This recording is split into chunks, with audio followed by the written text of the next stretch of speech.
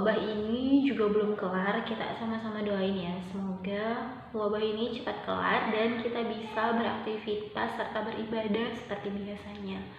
Amin.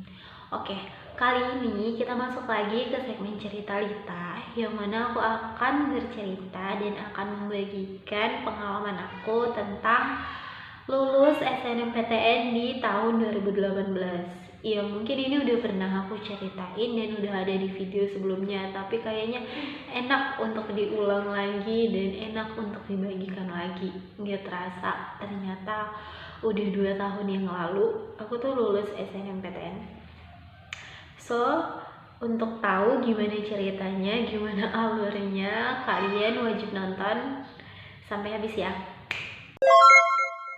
Oke teman-teman, sebelumnya aku pengen ucapin selamat dulu kepada kalian semua yang sudah lulus di SNMPTN 2020, terkhusus di jurusan Ilmu Administrasi Publik, FISIP USU, dan universitas serta jurusan lainnya.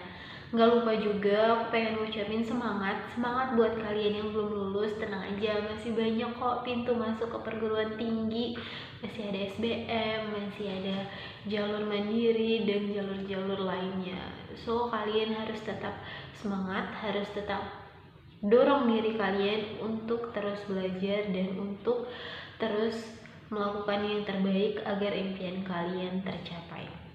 Nah, sebelum masuk ke ceritanya gimana aku bisa lulus di SNMPTN, mungkin ada beberapa teman-teman yang belum tahu atau adik-adik yang belum tahu aku ini lulusan dari SMA mana sih. Aku lulusan dari SMA Negeri 8 Medan dan aku dulu jurusan IPS. Dan gimana cara aku atau cerita aku lebih tepatnya lulus di SNMPTN 2018.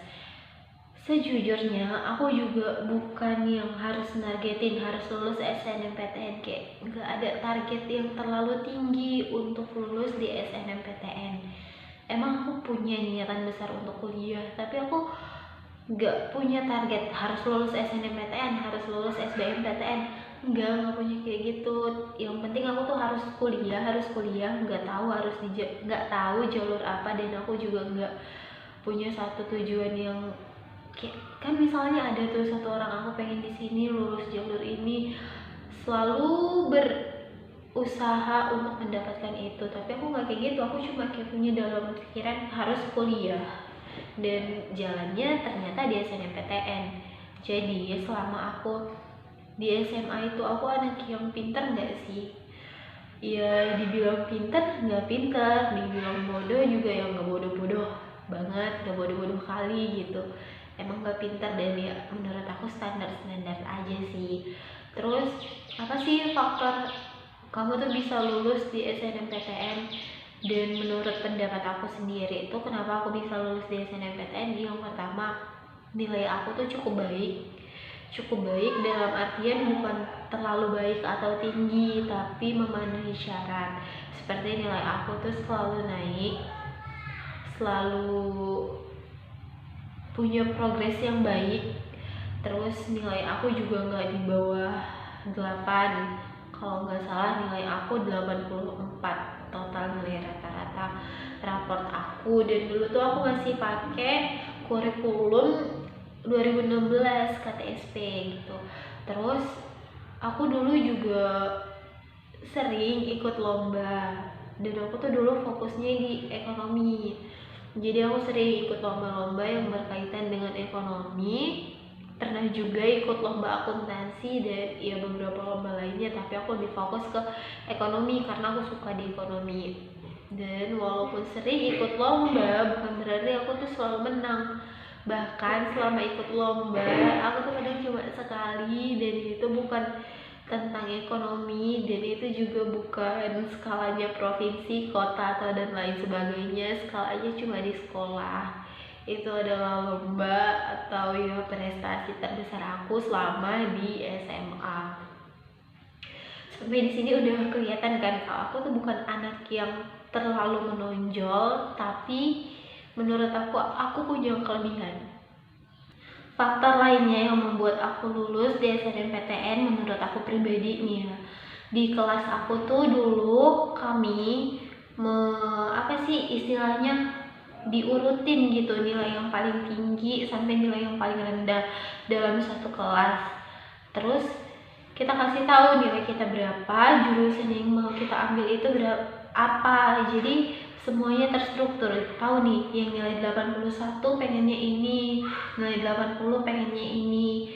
Kira-kira kalau misalnya nih, semisal si A nilainya 85, dia mau masuk di akuntansi, sedangkan si B nilainya 75 tapi dia juga mau masuk di jurusan akuntansi dan di kampus yang sama, di USU misalnya. Nah, dengan nilai seperti ini, maka kita akan lebih menyarankan untuk si A aja nih yang maju dan memilih jurusan akuntansi di SNMPTN nanti, dan si B kalau bisa ngalah dan cari jurusan yang tingkat persaingannya lebih rendah atau yang minatnya lebih rendah. Kayak akuntansi ini kan salah satu jurusan yang favorit gitu. Salah satunya di balik itu semua, kita juga harus memerhatikan sertifikatnya. Ya walaupun sertifikat bukan nilai utama atau itu sebagai hal pendukung, tapi itu juga perlu diperhatikan. Kan sayang aja kalau misalnya ada kolom atau ada section untuk kita nambah nilai plus dari dalam diri kita, tapi nggak kita masukkan gitu. Bertepatan dengan hari pengumuman SNMPTN, di hari itu juga aku lagi gempita kayak perpisahan sekolah gitu bareng-bareng seluruh anak kelas 3. Nah, setelah pulang dari gempita, aku sampai di rumah, terus aku langsung ngecek aku lulus gak di SNMPTN. Soalnya teman-teman aku udah pada ngecek dan banyak juga dari kelas aku yang lulus. Aku juga nggak yakin aku bakal lulus atau enggak. Aku nggak terlalu bahagia saat aku lulus, tapi aku pasti bakalan sedih kalau misalnya aku nggak lulus. Dan pada saat itu aku bareng teman aku di rumah selesai gempita, jadi aku tuh minta untuk dia yang bukain aku lulus atau enggak, ketikin nih ini nomornya, ini tanggal lahirnya. Kalau nggak salah kemarin tuh pakai nomor apa gitu, nomor induk atau nomor apa, atau nomor peserta SNMPTN, terus sama tanggal lahir kita. Dan ternyata aku lulus, kayak lulus gitu ya. Alhamdulillah bisa kuliah, bisa jadi anak USU. Ya udah gitu aja, kayak nggak terlalu berlebihan atau gimana, yang penting udah lulus jadi kuliah gitu. Setelah udah tahu nih aku lulus, langsung gembira enggak juga, karena aku tahu nanti di sana masih banyak lagi proses-proses yang harus aku lewati.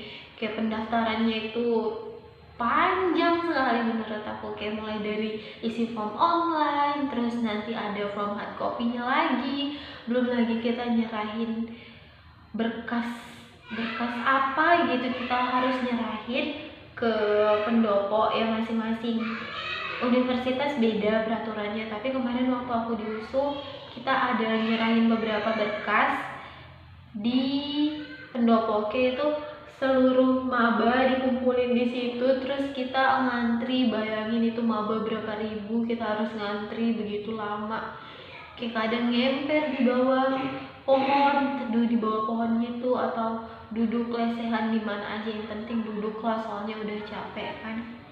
Belum sampai di situ, ntar kita harus cek kesehatan, belum lagi cek narkoba, belum lagi untuk buat NIM dan juga portal, buat portal bukan buat NIM. Dikasih tahu NIM, terus kita buat portal atau kata sandi di portal kita itu. Sungguh ribet, dan belum lagi satu yang paling ya mungkin ini menjadi salah satu kendala untuk beberapa orang dalam menjalankan perkuliahan, yaitu biaya dalam kuliah, atau kita sebut dengan UKT, yaitu uang kuliah tunggal. Nah, aku sendiri itu termasuk dalam orang yang golongan UKT-nya itu termasuk golongan tinggi, ya termasuk mahal. Walaupun aku lulus di jalur SNMPTN, Bukan berarti UKT aku tuh rendah atau UKT aku tuh murah, tapi UKT aku tergolong mahal. Aku lupa ini kategori berapa. Pokoknya aku tuh kategori yang nilainya tinggi lah, karena UKT aku itu 2.400.000 per semester, termasuk tinggi dan termasuk mahal kan.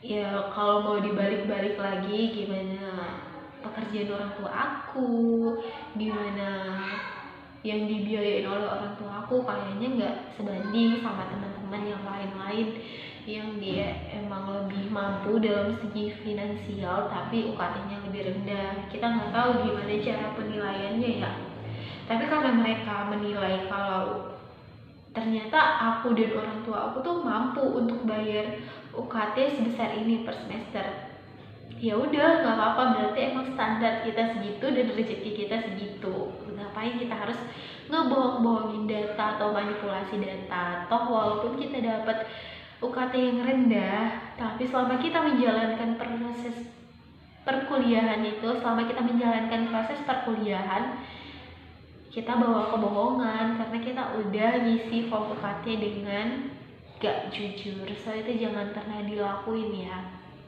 karena walaupun nanti UKT kalian bakalan tinggi, bakalan mahal, banyak kok cara-cara kalian biar UKT-nya itu nggak mahal. Salah satunya dengan beasiswa. Jangan lupa untuk mendaftar beasiswa, walaupun sampai detik ini aku sendiri juga belum dapat beasiswa, dan sampai detik ini aku juga apa ya bilangnya, kayak aku ada satu beasiswa yang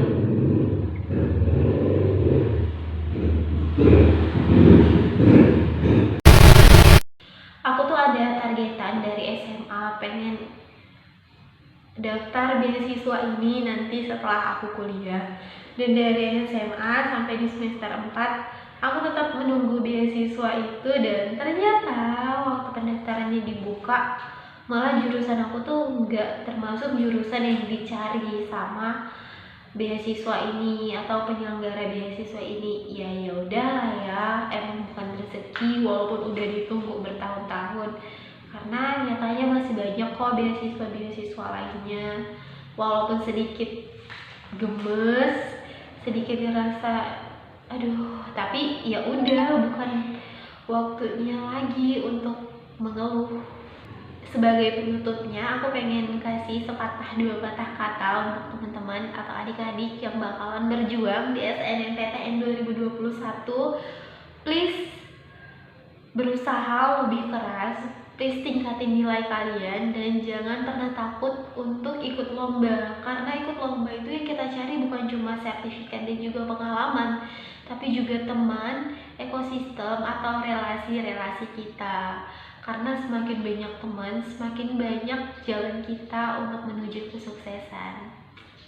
Dan SNMPTN bukan satu-satunya jalan atau satu-satunya pintu untuk kamu masuk ke perguruan tinggi, khususnya perguruan tinggi negeri. Masih banyak kok jalan-jalan lainnya, jangan berpatok sama SNMPTN aja ya.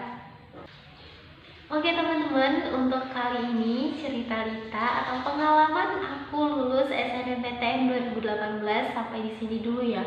Kalau misalnya teman-teman pengen cerita atau pengen curhat-curhat tentang SNMPTN, I feel free, kalian bisa hubungi aku di Instagram aku @talitalase. Ntar bakal ada kok di sini.